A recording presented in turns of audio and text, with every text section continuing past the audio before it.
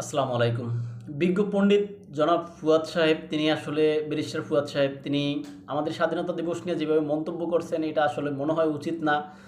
তিনি অত্যন্ত পণ্ডিত মানুষ, জ্ঞানী মানুষ, তিনি ভালোই জানেন তিনি যে হিসেবে মন্তব্যটা করছেন, যেটা আমাদের অন্যের দান বা ভারতের দেয়া চাপিয়ে দেওয়া একটা দান মনে হয়।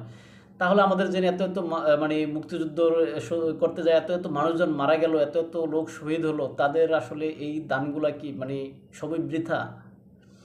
এখানে রণাঙ্গনে যুদ্ধ করা বিএনপি এর প্রতিষ্ঠাতা মেজর জিয়াউর রহমান সাহেব, তারা তো আসলে রণাঙ্গনে যুদ্ধ করেছেন। তাদের এই আত্মত্যাগগুলা কি মানে তাদের সেই কষ্টগুলা কি এগুলা কি সবই বৃথা? শেখ মুজিবুর রহমানকে বর্তমানে নাতে না হয় বিতর্কিত করে রাখছেন, তার কথা বাদই দিলাম।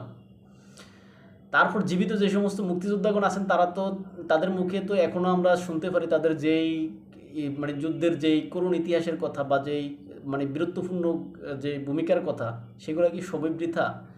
তাই জনাব ফুয়াদ সাহেব এগুলো থেকে আসলে বিরত থাকা মনে হয় ভালো বুদ্ধিমানের কাজ। তাই আসলে আমরা চাইবো আপনিও এই সমস্ত বিতর্কিত মন্তব্যগুলো করে শুধু ভাইরাল হওয়ার নেশায় থাকেন না।